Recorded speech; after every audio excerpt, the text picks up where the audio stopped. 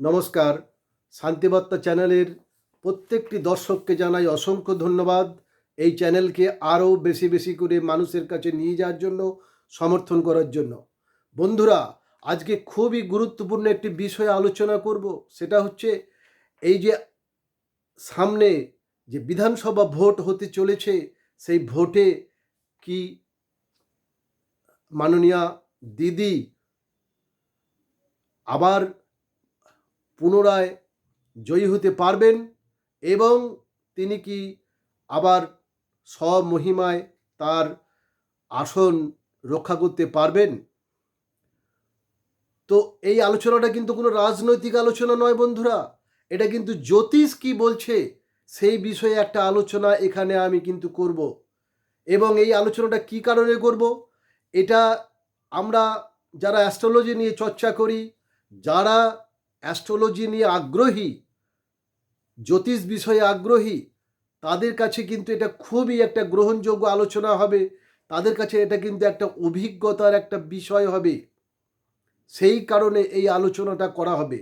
এবং এই আলোচনাটা আরও একটা বিশেষ দিক, সেটা হচ্ছে দেখুন, সমাজের মধ্যে যারা স্বনামধন্য ব্যক্তি, যারা খ্যাতির চূড়ান্ত পর্যায়ে আছেন, সেই সমস্ত জন্মকুণ্ডলী আমরা যদি দেখি তাদের, তাহলে কি হয়, আমরা যারা জ্যোতিষ বিষয়ে আগ্রহী, অ্যাস্ট্রোলজার চর্চা করি এবং যারা আগ্রহী, তাদের কিন্তু জ্ঞানের যে ভাণ্ডার, সেটা কিন্তু খুবই সমৃদ্ধ হয়। সেই লক্ষ্যকে সামনে রেখে আজকের এই আলোচনা। বন্ধুরা, দয়া করে এটা কোনো রাজনৈতিক আলোচনা হিসেবে নেবেন না, বা এটা কিন্তু কোনো রাজনৈতিক প্রচারও নয়। তো আসুন আলোচনা শুরু করি।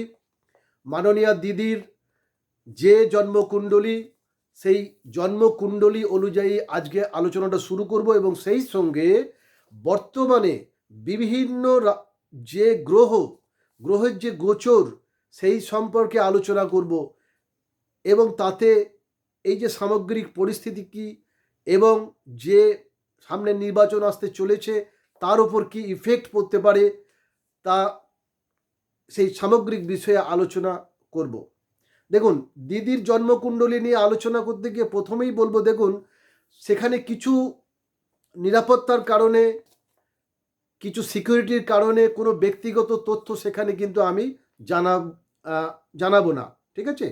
তো যে বিষয়গুলো গুরুত্বপূর্ণ, আমাদের পক্ষে আলোচনার পক্ষে সুবিধা হবে, সেইগুলোই জানাবো। এবং দেখবেন সেখান থেকে অনেক বিষয় আমরা কিন্তু খুব ভালো বিষয় জানতে পারবো, ঠিক আছে?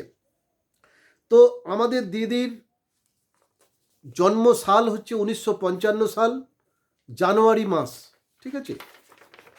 কোন তারিখ বা কোন সময় আমি কিন্তু বললাম না, বা কোন জায়গা সেটাও কিন্তু বললাম না।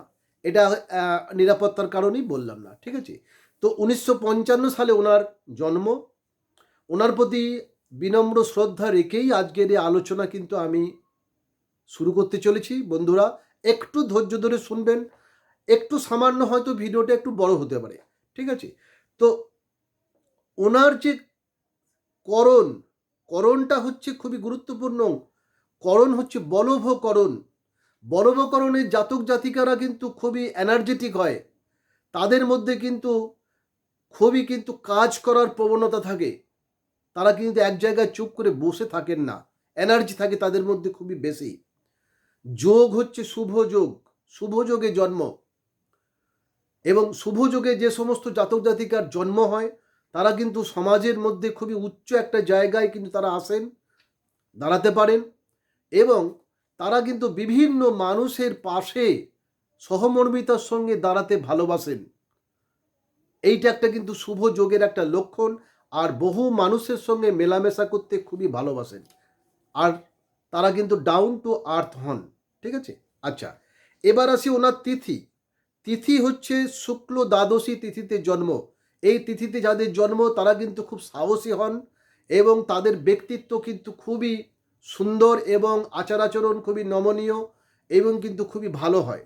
আর ওনার যে জন্মবার হচ্ছে বুধবার।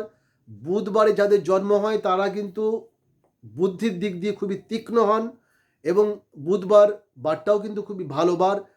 হ্যাঁ, তো এই হলো বিষয়। আর হচ্ছে নক্ষত্র, কৃত্তিকা নক্ষত্রের 4 চরণে ওনার জন্ম।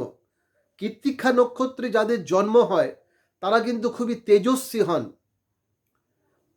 অগ্নির মতো তেজস্বী। অগ্নিদেব হচ্ছে কৃত্তিকা নক্ষত্রের অধিপতি বা রাশি, কৃত্তিকা নক্ষত্রের লর্ড, ঠিক আছে। তো অগ্নির মতো তেজস্বী হন সেই সমস্ত মানুষ। তো এই হচ্ছে বিষয়, আর তারা কিন্তু খুব অনেস্ট হন। আর চন্দ্র রাশি হচ্ছে বৃষ। বৃষ রাশির জাতক জাতিকারা কিন্তু খুবই ধৈর্যশীল হন, মনের দিক দিয়ে তারা কিন্তু খুবই ঐতিহ্যশালী হন। কৃষ্টি, সংস্কৃতি, ঐতিহ্য এ সমস্ত বিষয়কে তারা খুবই শ্রদ্ধা করেন এবং তারা মেনে চলেন, এবং তারা কিন্তু কোনো বিষয়ে হাল ছেড়ে দিতে চান না। তারা কিন্তু সেই জায়গাটাকে ধরে থাকেন, হ্যাঁ, আঁকড়ে ধরে থাকেন, এবং সেই সুন্দরভাবে যাতে জিনিসটা ধৈর্য ধরে মানে কোনো সমস্যার সমাধান করতে তারা কিন্তু ভালোবাসেন। বিশ্বরাশির জাতক জাতিকারা, বিশ্বরাশি হচ্ছে ওনার ক্ষেত্রে হচ্ছে চন্দ্র রাশি হচ্ছে বিশ্ব রাশি, আর লগ্ন হচ্ছে মিথুন। মিথুন রাশি হচ্ছে লগ্ন, লগ্ন অধিপতি হচ্ছে মিথুন রাশির যে অধিপতি সে হচ্ছে বুধ। বুধ গ্রহ হচ্ছে মিথুন রাশির অধিপতি। কাজেই আর বুধ হচ্ছে তীক্ষ্ণ বুদ্ধির পরিচয়, সুন্দর কমিউনিকেশন বা যোগাযোগের কারক হচ্ছে বুধ। ব্যবসা বাণিজ্য, যোগাযোগ, তীক্ষ্ণ বুদ্ধি, উচ্চশিক্ষা, এই সমস্তের কারক হচ্ছে বুধ। মানুষের সঙ্গে মেলামেশা, এইসব, ঠিক আছে। বেশ, এইবার আসি ওনার যে জন্মকুণ্ডলী D1 চার্ট। D1 চার্টে যেটা আমরা দেখতে পাচ্ছি, D1 চার্টে কিন্তু কতগুলি গ্রহ কিন্তু খুবই উচ্চস্থ হয়ে কিন্তু বসে আছে। এগুলো আমি খুব সংক্ষেপে আলোচনা করব। আমি আবারও বলছি, এই আলোচনাটা কিন্তু কোনো রাজনৈতিক ফায়দা লোটার জন্য কিন্তু আলোচনা নয়। এই আলোচনাটা হচ্ছে জ্যোতিষের জ্ঞান লাভের জন্য একটা গুরুত্বপূর্ণ আলোচনা। তো আসুন গ্রহগুলির অবস্থান দেখি। গ্রহের অবস্থান কিন্তু খুবই উচ্চস্থ, কতগুলি বিষয় আছে যেগুলো দেখুন, যেমন দেখুন গুরু হচ্ছে বৃহস্পতি। গুরু বৃহস্পতি কিন্তু উচ্চস্থ হয়ে বসে আছেন কর্কট রাশিতে। আমরা প্রত্যেকেই জানি কর্কট রাশিতে গুরু বৃহস্পতি উচ্চস্থ। আচ্ছা, চন্দ্র বসে আছেন বৃষ রাশিতে। বৃষ রাশিতে চন্দ্র উচ্চস্থ, আমরা প্রত্যেকেই জানি। শনি বসে আছেন কিন্তু তুলা রাশিতে। তুলা রাশিতে শনি কিন্তু উচ্চস্থ হয়, এটা আমরা প্রত্যেকেই জানি। আর এটা শুক্রের ঘর, তুলা রাশি শুক্রের ঘর, এবং শনি বসে আছে, শনি উচ্চস্থ হয়ে বসে আছে। আচ্ছা, সূর্য ধনুরাশিতে বসে আছেন, এটাও কিন্তু সূর্যের ক্ষেত্রে খুবই ভালো পজিশন। সূর্য যখন ধনুরাশিতে বসে থাকেন সেটাও কিন্তু খুবই উচ্চস্থ একটা পজিশন, খুব ভালো পজিশন। এবং মঙ্গল বসে আছে কুম্ভ রাশিতে। মঙ্গলের এই পজিশনটাও কিন্তু খুবই ভালো, খারাপ না, ঠিক আছে। তো এই এতগুলো কিন্তু বিষয় দেখা যাচ্ছে কি খুবই উচ্চস্থ। বুধ বসে আছে ধনু রাশিতে সূর্যের সঙ্গে, একই রাশিতে বসে আছে বুধ। এই বুধের যে ধনুরাশিতে অবস্থান, ধনুরাশির অধিপতিকে গুরু বৃহস্পতি। কাজেই বৃহস্পতির ঘরে এই যে বুধ বসে আছে, এটাও কিন্তু খুবই একটা ভালো পজিশন, বুধের জন্য খুবই ভালো পজিশন। আর আমরা তো প্রত্যেকেই জানি বুধ হচ্ছে বুদ্ধির কারক, উচ্চশিক্ষার কারক, সুন্দর আচার আচরণ, তীক্ষ্ণ বুদ্ধি, কথোপকথনে পারদর্শিতা, তারপরে হচ্ছে মানুষের সঙ্গে জনসংযোগ, এসবের যে পারদর্শিতা, সেটা কিন্তু বুধ তার কিন্তু কারক। আর কি, এই সূর্য আর বুধ কিন্তু একই ঘরে বসে আছে, এটা হচ্ছে বুধাদিত্য যোগ বলা হয়, ঠিক আছে, এটা কিন্তু আছে বুধাদিত্য যোগ। আর কি, চন্দ্র যেহেতু বৃষ রাশিতে বসে আছে এবং বৃহস্পতি যেহেতু চন্দ্রের ঘরে বসে আছে অর্থাৎ কর্কটে বসে আছে, এই যে অবস্থান এটাকে বলা হয় গজকেশরী যোগ। তো এই হলো বিষয়, জন্মকুণ্ডলীর D1 চার্টের সাপেক্ষে এটা আলোচনা করলাম। এখানে আরেকটা বিষয়, যে বৃহস্পতি যখন কর্কটে বসে থাকে সেটা কিন্তু পঞ্চমহাপুরুষ যোগের একটি যোগ, এটা কিন্তু মাথায় রাখতে হবে। তো এটাও কিন্তু একটা গুরুত্বপূর্ণ বিষয়। আর কি, এবার আসি D9 চার্ট। D9 চার্টে দেখুন বৃহস্পতি কিন্তু তার আগের অবস্থানেই আছে, মানে কর্কটেই আছে। এটা খুব ভালো একটা পজিশন। D1 D9-এ একই পজিশনে থাকা খুবই এটা ভালো। আর বুধও কিন্তু সেই একই পজিশনে আছে, D1-এ যেখানে ছিল D9-এ সেখানেই আছে, মানে কি ধনুরাশিতেই আছে। এটা কিন্তু খুবই একটা ভালো একটা যোগ, ঠিক আছে। আর কি, এবার আমরা আরেকটা জিনিস দেখব যে D10 D10 চার্টে কোথায় বসে আছে গ্রহগুলি। D10 চার্টে দেখা যাচ্ছে কি যে বৃহস্পতি এবং চন্দ্র একই সঙ্গে বসে আছে। এটা কিন্তু খুব একটা ভালো একটা যোগ। বৃহস্পতি এবং চন্দ্র একই সঙ্গে বসে থাকলে কি হয়, খুব ভালো বুদ্ধি হয়, খুব ভালো সিদ্ধান্ত নেওয়া যায়, যে কোনো বিষয়ে গুরুত্বপূর্ণ সিদ্ধান্তের ক্ষেত্রে খুব একটা ভালো দিক এটা কিন্তু নির্দেশ করে। আচ্ছা, সূর্য কিন্তু এখানে কর্কট রাশিতে বসে আছে D10 চার্টে, ঠিক আছে।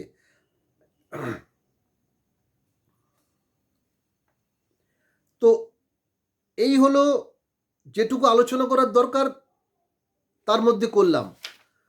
বাকি আরও আলোচনা করার ছিল, কিন্তু সেগুলো কিন্তু এই জন্মকুণ্ডলী থেকে আমরা সবটা বলতে পারবো না। তার কারণ হচ্ছে এটা একটা ব্যক্তিগত নিরাপত্তার কারণ আছে, সিকিউরিটির ব্যাপার আছে, সেই জন্য করবো না। আর একটা বিষয় হচ্ছে D9 D1 বা লগ্ন চার্টে দেখা যাচ্ছে কি যে লগ্নে কেতু বসে আছে, আর লগ্নের উপর দৃষ্টি দিচ্ছে কে, রাহু দৃষ্টি দিচ্ছে। এইটা কিন্তু এটা খুবই একটা গুরুত্বপূর্ণ বিষয়, এটা কিন্তু আমাদের কিন্তু মনে রাখতে হবে। তাহলে লগ্নে কেতু যে সমস্ত জাতক জাতিকা থাকে তাদের কিন্তু বিভিন্ন ধরনের ট্যালেন্ট থাকে, ঠিক আছে, তারা এবং অনেক ক্ষেত্রে তারা পারদর্শী হন। আর একটা বিষয় হচ্ছে তাদের কিন্তু অনেক ক্ষেত্রে পরিবর্তন আসে, ঠিক আছে, মানে কর্মজীবনেও অনেক পরিবর্তন আসে। কর্ম মানে কিন্তু একটা জীবনের সামগ্রিক ক্ষেত্রে কর্ম। তো এই যে কর্মজীবনে কিন্তু পরিবর্তন আসে, যেটা আমরা দেখেছি ওনার সারা জীবনের যে দিক সেটা আমরা দেখেছি।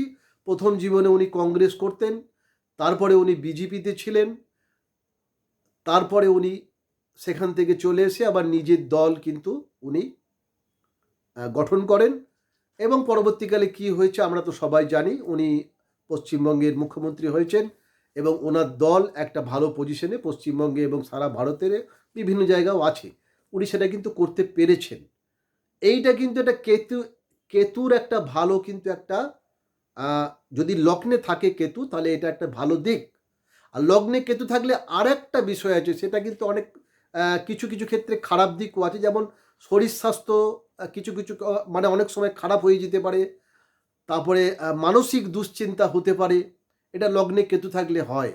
তবে কি লগ্নে কেতু যাদের থাকে তাদের একটু বয়সকালে জীবনে প্রতিষ্ঠা লাভ হয়, ঠিক আছে। আর হচ্ছে কি সেখানে আমাদের মনে রাখতে হবে লগ্নে কেতু থাকলেই কিন্তু রাহুর দৃষ্টি আসবে, কারণ আমরা প্রত্যেকেই জানি যে রাহু কেতু একটা সমান্তরাল ইয়েতে থাকে। তো এখানে দেখা যাচ্ছে কি লগ্নে দেখা যাচ্ছে কি যে রাহুর দৃষ্টি আছে, লগ্নে কেতু বসে আছে, লগ্নে সূর্যের দৃষ্টি আছে, আবার লগ্নে বুধেরও দৃষ্টি আছে। মানে লগ্ন ঘরটাই কিন্তু বুধের ঘর, লগ্ন ঘরে অধিপতি হচ্ছে বুধ, আবার বুধ কিন্তু নিজের ঘরেই কিন্তু দৃষ্টি দিচ্ছেন। এটা কিন্তু একটা বিরাট একটা ভালো দিক। এই ধরনের জাতক জাতিকাদের কিন্তু সমাজের খুবই উচ্চ পর্যায়ে কিন্তু প্রতিষ্ঠা লাভ হয়, কারণ লগ্নপতি যদি লগ্নে দৃষ্টি দেয়, এখানে বুধ দেখা যাচ্ছে কি লগ্নে দৃষ্টি দিচ্ছে এবং এর সঙ্গে সূর্যেরও দৃষ্টি আছে লগ্নের মধ্যে, মানে আত্মকারক, সূর্য হচ্ছে মানুষের আত্মকারক।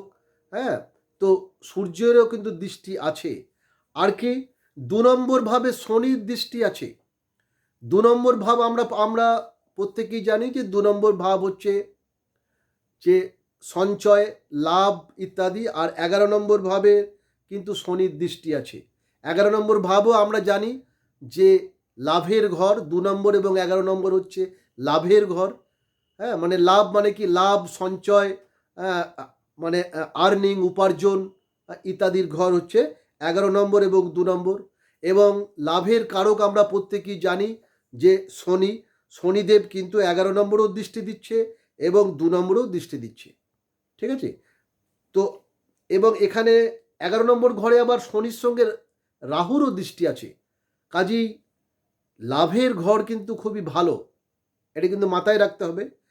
আচ্ছা, এর পাশাপাশি বলি 6 নম্বর ঘরে, যেটা হচ্ছে রোগ, ঋণ, রিপু, এর ঘরে কিন্তু চন্দ্র এবং বৃহস্পতির দৃষ্টি আছে। তাহলে চন্দ্র এবং বৃহস্পতির দৃষ্টি থাকলে কি হবে? অপরাজেয় হবে। রোগ, ঋণ, রিপু থেকে তিনি মুক্ত থাকবেন, রোগে খুব একটা কাবু করতে পারবে না মাননীয় দিদিকে। ঠিক আছে? তো এই হলো বিষয়। আর কেতুর দৃষ্টি নবমে আছে। নবমে কেতুর দৃষ্টি থাকলে কি হয়? খুবই ঈশ্বরে ভক্তি থাকে, কর্মের ক্ষেত্রে কিন্তু খুবই কর্মঠ হয়, খুবই এনার্জি থাকে। ঠিক আছে? আর হচ্ছে কি 3 নম্বর ভাবে বা 3 নম্বর ঘরে মঙ্গলের দৃষ্টি আছে এবং রাহুর দৃষ্টি আছে। মঙ্গলের দৃষ্টি থাকলে কি হয়? 3 নম্বর ঘরে খুবই পরাক্রমী হয়, কারণ মঙ্গল হচ্ছে এনার্জির কারক এবং মঙ্গলকে অন্য। এবার আসি বর্তমানে যে সমস্ত গ্রহের যে অবস্থান সেই বিষয়ে। বর্তমানে দেখুন, গ্রহ সূর্য কোথায় আছে? মীন রাশিতে। চন্দ্র আছে মিথুন রাশিতে। মঙ্গল আছে কুম্ভ রাশিতে। বুধ আছে কুম্ভ রাশিতে। বৃহস্পতি আছে মিথুন রাশিতে, অর্থাৎ লগ্নে আছে। দিদির যে লগ্ন ঘর মিথুন, সেটা কিন্তু বর্তমানে সেই লগ্নে কিন্তু বৃহস্পতি আছে। অর্থাৎ শুভ যে বুদ্ধি, বিভিন্ন সূক্ষ্ম সূক্ষ্ম বুদ্ধি, ভালো বুদ্ধি, সেগুলো কিন্তু গুরু বৃহস্পতি কিন্তু দেবে। ঠিক আছে?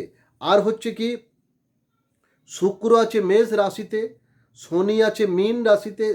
যে মীন রাশি হচ্ছে জলতত্ত্বের রাশি, অর্থাৎ শনি সেই মীন রাশিতে অবস্থান করছে। রাহু আছে কুম্ভে, আর কেতু আছে সিংহ রাশিতে। এই প্রত্যেকটা অবস্থানই কিন্তু দিদির পক্ষে কিন্তু খুবই অনুকূল, সেটা কিন্তু আমাদের কিন্তু মাথায় রাখতে হবে। আর দিদির লগ্ন চার্টেও আমরা যেটা দেখলাম, যে লগ্ন চার্টেও কিন্তু মানে D1 চার্টে গ্রহের যে অবস্থান, গুরু বৃহস্পতির অবস্থান উচ্চস্থ, শনির অবস্থান কিন্তু তার কিন্তু খুবই উচ্চস্থ, মানে তুলা রাশিতে শনির অবস্থান। অ্যাকচুয়ালি পরাশরী জ্যোতিষে বলা হয়ে থাকে যে তুলা রাশিতে যদি শনির অবস্থান হয়, তাহলে সেই শনি কিন্তু খুবই উচ্চস্থ হয় এবং সেই জাতক জাতিকা কিন্তু খুবই কিন্তু পরাক্রমশালী হয় এবং সে কিন্তু যে কোনো পরিস্থিতিতে, যে কোনো বাধা বিঘ্ন কাটিয়ে সে কিন্তু নিজের জয় কিন্তু তিনি অর্জন করতে পারেন। ঠিক আছে? এটা কিন্তু একটা বিশেষ বৈশিষ্ট্য। আর গুরু বৃহস্পতি যেহেতু কর্কটে বসে আছে, কর্কট রাশিতে উচ্চস্থ, এবং এটা এটা এটা কিন্তু এই যে অবস্থান, এই অবস্থান কিন্তু বলা হয়ে থাকে যে পূর্বজন্মের পুণ্য ফলের একটা গুরুত্বপূর্ণ অবস্থান। মানে এই অবস্থানে বসে থাকলে মানুষ পূর্বজন্মের পুণ্য ফলের যে যে সুফল, সেটা কিন্তু তার বর্তমান জীবনে কিন্তু সে পায়। তো এইটার কারণেও কিন্তু একটা বিশেষ পজিটিভ দিক দেখা যাচ্ছে। আর বর্তমানে যে গ্রহগুলির যে অবস্থান, গুরু বৃহস্পতি তো দিদির জন্ম লগ্নে বসে আছে, লগ্নে বসে আছে। আর যদি চন্দ্র রাশি থেকে দেখি, তাহলে গুরু বৃহস্পতি 2 নম্বর ঘরে বসে আছে। 2 নম্বর ঘর হচ্ছে কি, লাভের ঘর, প্রাপ্তির ঘর, হ্যাঁ, শুভ ঘর। আর লগ্ন রাশির ক্ষেত্রে লগ্নে বসে আছে গুরু বৃহস্পতি, কাজী অপরাজেয়। হ্যাঁ, আর বর্তমান যে গ্রহের গোচর, সেই গোচর অনুযায়ী কিন্তু দেখা যাচ্ছে কি, যে রাহু কিন্তু শতভিসা নক্ষত্রে বসে আছে। এইটা কিন্তু একটা গুরুত্বপূর্ণ বিষয়। রাহু যেহেতু শতভিসা নক্ষত্রে বসে আছে, আর সেই রাহুর যে অবস্থান, সেই রাহুর অবস্থানে কিন্তু খুবই গুরুত্বপূর্ণ একটা জায়গা। সেখানে কিন্তু একটা ভালো দিক দিদির পক্ষে কিন্তু খুবই সেটা ভালো। রাহুর যে অবস্থান সেটা কিন্তু দিদির পক্ষে খুবই ভালো। কারণ হচ্ছে গুরু বৃহস্পতির সঙ্গে কিন্তু রাহুর কিন্তু খুবই ভালো সখ্যতা আছে, খুবই ভালো কিন্তু মিত্রতা। আর যে লগ্ন অধিপতি হচ্ছে বুধ, বুধের সঙ্গেও কিন্তু রাহুর সম্পর্ক খুবই ভালো, খারাপ না। কাজেই রাহুর যে এই যে শতবিশা নক্ষত্রে অবস্থান, এইটা কিন্তু দিদির যে অপরাজেয় যে দিক সেটা কিন্তু প্রকাশ পাবে। দিদি কিন্তু এবার কিন্তু আবার পুনরায় কিন্তু জিতবেন। তার জ্যোতিষের তার যে জন্মকুণ্ডলী সেই অনুযায়ী এই প্রেডিকশনটা কিন্তু বলাই যায়। ঠিক আছে, এটা কিন্তু অন্য কোনোভাবে কিন্তু দর্শক বন্ধুরা নেবেন না। এটা কিন্তু সম্পূর্ণভাবে একটা জ্যোতিষের আলোচনা করা হলো। আরেকটা দিক হচ্ছে জন্মকুণ্ডলিতে অনেক সম্ভাবনা কিন্তু অনেক দিক দিয়ে থাকে, আর সেটাকে ফলপ্রসূ করতে গেলে সঠিক পরিকল্পনা, যেটা কিন্তু বুধ যোগায় আর কি গুরু বৃহস্পতি যোগায়, সেটাও কিন্তু ভালো দিক কিন্তু জন্মকুণ্ডলিতে আছে। বুধের অবস্থান ভালো, বৃহস্পতির অবস্থানও ভালো। কাজেই পরিকল্পনা কিন্তু খুব সুন্দরভাবেই হবে। যে নির্বাচনে জয়লাভ করার জন্য যে সুন্দর পরিকল্পনা, কাজেই অজেয় অপরাজেয় থাকবেন দিদি, এটা কিন্তু বলাই যায়। এই হলো আজকের প্রেডিকশন। দর্শক বন্ধুরা, কেমন লাগলো এই আলোচনা অবশ্যই জানাবেন কমেন্ট বক্সে। ধন্যবাদ, প্রত্যেকে ভালো থাকবেন, সুন্দর থাকবেন, শুভ থাকবেন। আর আমি এইভাবে কিন্তু আমাদের সমাজের যারা বিখ্যাত বড় বড় মানুষ আছেন, প্রতিষ্ঠিত মানুষ আছেন, তাদের জন্মকুণ্ডলী নিয়ে আলোচনা করে দেবো। তাহলে কি হবে, জ্যোতিষ নিয়ে যারা আগ্রহী, যারা জ্যোতিষের চর্চা করেন, তাদের কিন্তু প্র্যাকটিক্যাল যে জ্ঞানটা অভিজ্ঞতাটা কিন্তু অনেক বাড়বে। তো এই লক্ষ্যে কিন্তু এই সিরিজটা শুরু করলাম। ধন্যবাদ, প্রত্যেকে ভালো থাকবেন, সুন্দর থাকবেন।